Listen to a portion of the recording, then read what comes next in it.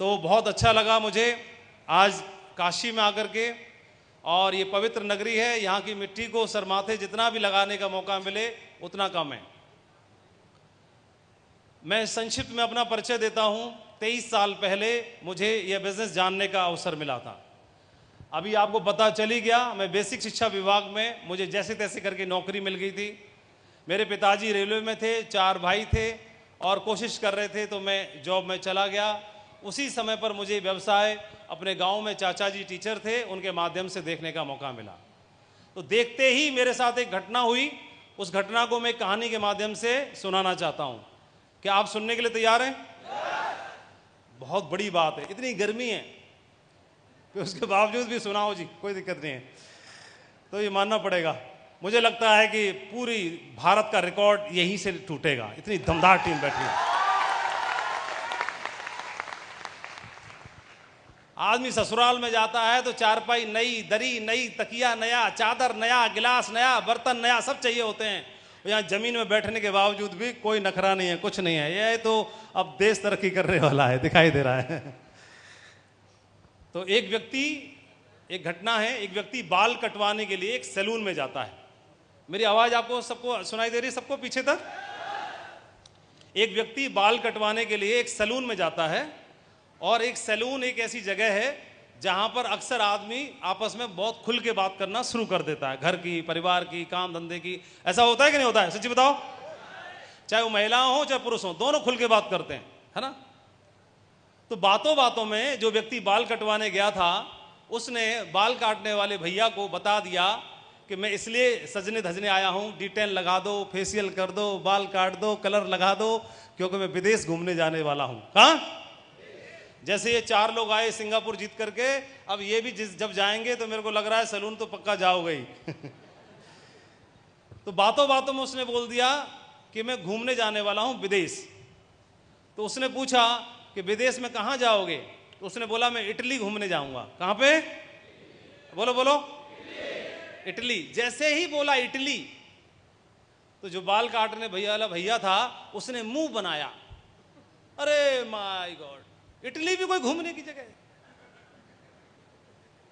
तमाम भीड़, तमाम गंदगी है, रह मैं कौन जाता है वहां? इतनी बात सुन के बेचारा कोई आदमी, उसने अपनी व्यवस्था करी, पासपोर्ट बनवाया, वीजा बनवाया, टिकट बुक करी, खर्चा किया। और ऐसा कोई सुने तो मन थोड़ा सा खराब नहीं हो जाएगा? बोले यार इटली के लिए मना कर रहा है। खैर छोड़ो, अब बुकिंग तो हो ही गई होगी। अब ये बताओ फ्लाइट कौन सी बुक हुई है, कौन से जहाज से जाओगे? तो उन्होंने बोला कि यूनाइटेड एयरलाइन बुक करी है। अरे माय गॉड, माथा पीट लिया, ये तो और बुरा हो गया। इतनी खटारा जहाज है उसके, सीट में से बदबू आती है, एयर होस्टेस तो सब बुढ़िया हैं उसमें, सब 45 साल से ऊपर की हैं, और बिल्कुल खराब सफर होने वाला है, खटारा जहाज है उसके। तो खैर छोड़ो, होटल कौन सा बुक करा है इटली में? तो बोले होटल हमने किया है मैरियट। अरे वो तो इटली का सबसे महारद्दड़ होटल है, बरसों पुराना है, नल में पानी ढंग से नहीं आए, कमरे जर्जर हो चुके हैं, बड़ा बेकार है। बहुत खराब डिसीजन रहा। तो चलो खैर, इटली में कहां घूमोगे? तो बोला इटली में घूमना तो कई जगह है, लेकिन मुख्य रूप से हम वेटिकन सिटी घूमना चाहते हैं। बोले वेटिकन सिटी क्यों जाना चाह रहे हो? पोप देखने के लिए? आप जानते हो पूरी क्रिश्चियनिटी के सबसे बड़े धर्मगुरु कह सकते हैं, उन्हें पोप कहते हैं। और वो कहाँ रहते हैं? वेटिकन सिटी में। बहुत छोटा सा बाउंड्री लगी हुई है, बहुत छोटा सा देश है। जितना बड़ा ये मैरिज हॉल है उसका 2 गुना होगा, इतना बड़ा देश ही है, बस घुसते ही खत्म हो जाता है। ठीक है। तो वेटिकन सिटी में जाओगे पोप से मिलने? हाँ हाँ जाइए जाइए, लाख लोग होंगे, चींटी की तरह दिखाई देंगे पोप, क्या फायदा इसे खर्चा करने का। खैर ये आई गई घटना हो गई, बाल कटवा के व्यक्ति चला गया। 1 महीने के बाद वह टूरिस्ट जो व्यक्ति था फिर दोबारा उसी सैलून में आया। और जैसे ही उसको देखा बाल काटने वाला, तुरंत झट से बोल पड़ा, घूमे आए क्या? बोले हाँ, कैसा रहा? तो उसने बोला, भाई साहब जो हमको फ्लाइट मिली थी वो मात्र 1 महीना पुराना जहाज था, बिल्कुल नया, और क्या सुविधाएं थी उसमें, हम तो दंग रह गए। एकदम न्यू एयरलाइन मिली थी हमको, और उसमें भी क्या हुआ, पूरा सोल्ड आउट था, सारी सीट बुक थी। तो हमारी इकोनॉमी वाली थी, सादा वाली, तो ओवर बुकिंग होने की वजह से हमारी जो सीट थी बिना पैसे लिए हुए अपग्रेड कर दी और फर्स्ट क्लास सीट दे दी हमको। बिजनेस क्लास समझते हैं आप, उससे भी ऊपर होती है फर्स्ट क्लास, है ना, सबसे ऊपर फर्स्ट क्लास, उसके बाद बिजनेस क्लास, उसके बाद प्रीमियम इकोनॉमी, देन इकोनॉमी। इसका तो माथा ठनक गया। और 26 साल की एयर होस्टेस थी, और वो सेवा करती हुई लेके गई पूरा। और सर क्या पियोगे, दारू पियोगे, जूस पियोगे, खाना खाओगे, क्या खाओगे? उसका तो दिमाग खराब हो गया। बोले अच्छा? बोले हाँ। होटल तो बहुत खराब रहा होगा ना? बोला पिछली साल $25 मिलियन उस होटल के रिनोवेशन के लिए अलॉट हुए थे, तो पिछले 1 साल में होटल एकदम नया हो गया है। आज की डेट में इटली का सबसे सुंदर होटल वही वाला है जिसमें हम रुके थे। और ऊपर से उल्टा हुआ, सारे रूम बुक थे, ओवर बुकिंग होने की वजह से हमारा रूम अपग्रेड कर दिया होटल ने। बोला सर ओवर बुकिंग है तो आप बुरा ना माने तो हमारे स्वीट रूम में रुक लो। बगैर पैसे लिए हमको स्वीट रूम कन्वर्ट कर दिया, वहां भी मजा आया।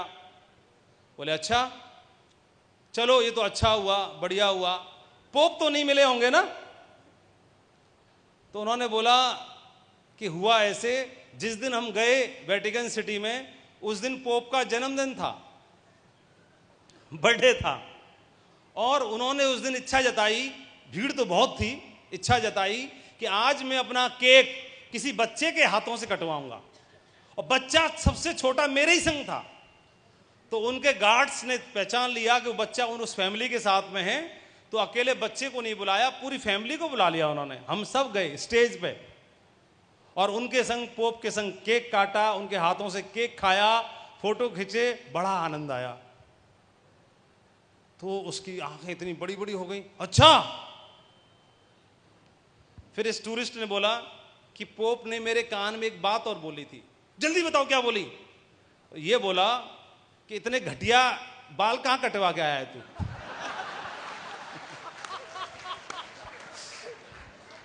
यही बोला बस।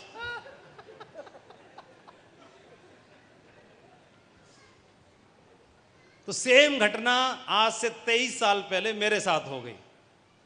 मैंने बिजनेस कर लिया, करते ही 1-2-4 लोगों को बताया, तो मेरे से ज्यादा सीनियर थे, एक पीएचडी थे, और उन्होंने ठक ठक ठक ठक ठक बता दिया, बहुत घटिया है, चलेगी नहीं, रुक जाएगी, बंद हो जाएगी, ये होगा, बन नहीं पाओगे, कोई जुड़ेगा नहीं, टूट जाएगा, चेक आएगा नहीं, फंस जाओगे, देख लेना, पछताओगे, सब। तो क्या हुआ होगा मेरे साथ? मेरा चेहरा भी एकदम पीला पड़ गया। बोले यार ये मेरे संग ही होना था क्या? लेकिन मेरा आपसे एक प्रश्न है अभी, कि ये जो व्यक्ति है इटली जाए बिना क्या इसको जो अनुभव है वो पता चल सकता था क्या? जैसा उसने बोला कि हवाई जहाज कैसा होगा, खाना कैसा होगा, होटल कैसा होगा, एयर होस्टेस कैसी होगी, और वहां का अनुभव कैसा होगा, पोप मिलेंगे कि नहीं मिलेंगे, ये बगैर जाए पता चल सकता था क्या? हाथ खड़ा करके बताइए। नहीं पता चल सकता था? बिल्कुल नहीं। लेकिन जाके पता चल सकता था? बस यही घटना मेरे साथ भी हुई और मेरे को भी बोल दिया। अब मैं आप सब समझदार लोगों से, महिलाओं से पूछना चाहता हूं, उसकी बात मान के मैं चुपचाप घर में बैठ जाऊं, या मैं भी होके आऊं और देखूं कि जो ये बोल रहा है वो सच है या इसके पलट कुछ और है? कैसे पता चलेगा? तो मुझे चल के देखना चाहिए था। तो फिर मैंने चल के देखने के लिए प्रयास किया, और जब देखने का प्रयास किया तो 23 साल से चल ही रहा हूं। और जो बोला था कि ऐसा नहीं होगा, ऐसा नहीं होगा, ऐसा नहीं होगा, तो आज इसी बिजनेस में लगभग मेरी टीम में 1 करोड़ से ज्यादा सेल्स हो चुके हैं। मेरी टीम में एक, आप देखेंगे ये कुछ साथी हैं जिन्होंने डायमंड का एक पद अचीव किया है। तकरीबन 1000 लोग मेरी टीम में ऐसा पद डायमंड का अचीव कर चुके हैं। आज हमारे साथ में जब चलना शुरू किया तो अगर देखें तो बहुत सारे लोग इस बिजनेस में आते हैं तो कोई सेल्समैन बनने के लिए नहीं, कोई प्रोडक्ट बेचने के लिए नहीं, बल्कि हर आदमी जो वह काम कर रहा है, चाहे प्राइवेट, चाहे सरकारी नौकरी, चाहे खुद का कोई काम धंधा, चाहे खुद की कोई दुकान चला रहा है, खेती कर रहा है, हर आदमी अपने जीवन यापन तो कर ही रहा है, कर रहा है कि नहीं कर रहा है। और उसके लिए उसके हिसाब से वह जो भी उसे बेस्ट पॉसिबल हो पाया अपने जीवन में, हर आदमी ज़्यादा से ज़्यादा प्रयास करता है। कुछ को नौकरी मिल गई, कुछ को नहीं मिली, तो उसमें उनकी कोई गलती नहीं है, क्योंकि नौकरी है ही उतनी लिमिटेड। तो अगर ज़्यादा होती तो शायद उनको भी मिल पाती। तो जिसको मिल जाती है उसको समाज में सफल मानते हैं, जिसको नहीं मिल पाई उसको बोलते हैं नहीं तुम तो कुछ कर नहीं पाए। लेकिन आज शिक्षा का स्तर इतना ऊंचा हो गया है, कंपटीशन इतना ज़्यादा हो गया है, मेरिट के लेवल इतने हाई हो गए हैं कि उसको जीतना, उसको तोड़ पाना, उसको ब्रेक करना बहुत मुश्किल हो चुका है। तो हर आदमी अपने जीवन में एक संघर्ष कर रहा है सर्वाइवल करने के लिए। और हर आदमी चाहे खेती करके, चाहे दुकान करके, चाहे प्राइवेट काम धंधा करके, चाहे स्किल सीख करके कुछ न कुछ कर ही रहा है अपने जीवन यापन के लिए। लेकिन उसके बावजूद भी आपकी नौकरी में, आप काम धंधे में 10,000 रुपये महीना कमाते हैं, 20 कमाते हैं, 40 कमाते हैं, 50 कमाते हैं, या हो सकता है कुछ भाई लोग 1 लाख रुपये भी कमाते होंगे। लेकिन आज की डेट में आप 10,000, 20,000 से लेके 1 लाख रुपये भी कमाते हैं, उसके बावजूद भी वह पैसा कम पड़ जाता है। ये बात सही है कि नहीं है? और फालतू खर्चा नहीं करते कोई भी, कोई अनवांटेड पैसा नहीं उड़ाता, कोई फालतू खर्चा नहीं करता। उसके बावजूद भी पैसा बहुत हिसाब किताब से खर्चा करने के बावजूद भी पैसा कम पड़ जाता है। लेकिन आज से 10, 15, 20 साल पहले अगर देखेंगे तो सैलरी या तनख्वाह या पैसा, महीने की आमदनी 8-10 हज़ार रुपये होती थी। सही है? और उसमें खर्चा भी चल जाता था और पैसा बच भी जाता था। होता है कि नहीं होता था? सोना चांदी जेवर भी खरीद लेते थे, बोलो, मकान भी बन जाता था, बच्चों के शादी ब्याह भी हो जाते थे, सब काम हो जाते थे मात्र 10,000 रुपये महीना कमाने से। और पुराने हमारे जितने साथी हैं, अनुभवी हैं, वह सब इस बात को समझते हैं। लेकिन आज 50,000 रुपये कमा रही है नई पीढ़ी, और या उससे ज़्यादा कमा रही है, उसके बावजूद भी बचत की तो बात छोड़ो, खर्चा करना ही बहुत मुश्किल हो रहा है। उसके पीछे एक मेन कारण है। मेन कारण ये है कि आज का जीवन शैली, आज का लाइफस्टाइल ऐसी हो गई है, उसमें न चाहते हुए भी बहुत सारे खर्चे बढ़ गए। आज टीवी आ गई, टीवी पर नेटफ्लिक्स आ गया, वह रिचार्ज करना है। आज इंटरनेट आ गया तो उसको रिचार्ज करना है, फिर उस पर वाईफाई भी रिचार्ज करना है, फिर उसके स्मार्टफोन्स आ गए, फिर उनके पैकेज खरीदने हैं, फिर उनको आगे और अपडेट करना है। उसके बाद में मकान शहरों में शिफ्ट हो गए, कोई किराए पर है तो उसका भाड़ा भरना है, कोई अपने में चला गया तो सोसाइटी चार्ज भरना है। इसके अलावा पहले पुराने समय में बहुत ज़्यादा कपड़ों की जरूरत होती नहीं थी, ज़्यादा कोई कोट सिलवाता था शादी में जाने के लिए, एक ही काफ़ी होता था। आज उसे कैजुअल वियर अलग चाहिए, स्पोर्ट्स वियर अलग चाहिए, नाइट वियर अलग चाहिए, इवनिंग वियर अलग चाहिए, मॉर्निंग वियर अलग चाहिए, कैजुअल अलग चाहिए, है ना, फॉर्मल अलग चाहिए, पार्टी वियर अलग चाहिए। 50 तरह का संदूक भरा रहता है। फिर भी खोल के देखोगे तो एक ही बात निकलती है मुंह से, कपड़े ही नहीं है ढंग के। तो इस तरह की जीवन शैली हो गई है। तो आदमी आज अपनी आमदनी का काफ़ी सारा खर्चा खाने पीने पे, बाहर रेस्टोरेंट्स पे, शॉपिंग में, है ना, इन सब चीज़ों में खर्च कर रहा है, और करना मजबूरी भी हो गई है। तो वह आमदनी कम पड़ रही है, और महंगाई भी, पैसा कमज़ोर हुआ है, पहले से पैसा कमज़ोर हो गया है, तो महंगाई भी बढ़ रही है। जब देखो तेल बढ़ जाता है, जब देखो गैस पे पैसे बढ़ जाते हैं, जब देखो कुछ और हो जाता है। तो उसको हम काबू कर सकते हैं क्या? सच्ची बताओ, हाँ कि ना? कंट्रोल कर सकते हैं? नहीं कर सकते। लेकिन हम जो कमा रहे हैं 10,000, 20,000, 40,000, 50,000, 60,000 रुपये, उस कमाई के साथ साथ हमको ये कमाई एड ऑन करने की आवश्यकता है। जो भी हमें समय मिले उस समय में अतिरिक्त पैसा बढ़ाने की आवश्यकता है। जैसे मान के चलिए कोई व्यक्ति हैं 50,000 रुपये महीना कमाते हैं, और अगर ये काम करके कहीं से 50,000 रुपये और कमाना शुरू कर दें, तो क्या इनकी जीवन शैली बढ़िया हो जाएगी कि नहीं हो जाएगी? सही बताओ। 50,000 से खर्चे करेंगे और बाकी 50,000 में ये अपना बचत करना शुरू कर सकते हैं, जो भविष्य में बच्चों के इमरजेंसी में काम आएगी। क्या इस बात से कितने लोग सहमत हैं? हाथ खड़ा करो। बहुत बढ़िया, ग्रेट। तो अब ये बाकी के 50,000 रुपये कमाना हमारे हाथ में है क्या? नहीं है। तो सबसे बढ़िया तरीका तो ये है, आप अगर मास्टर बन गए तो घरवाली को भी मास्टर नहीं बना दो। शॉर्टकट तो यही है। तो ये वाला काम कितने लोग कर पाएंगे? बताओ, जल्दी बताओ। आप बैंक में हो गए तो घरवाली को भी बैंक वाली बना दो, तो कुछ तो कर पा रहे होंगे। तो उनका बाकी बैंक वालों से बाकी टीचरों से थोड़ा सा स्केल ऊपर तो हो गया, लेकिन यह है कि इसकी भी तो सीमा है, हर कोई तो नहीं कर सकता। तो फिर दूसरा तरीका कौन सा है?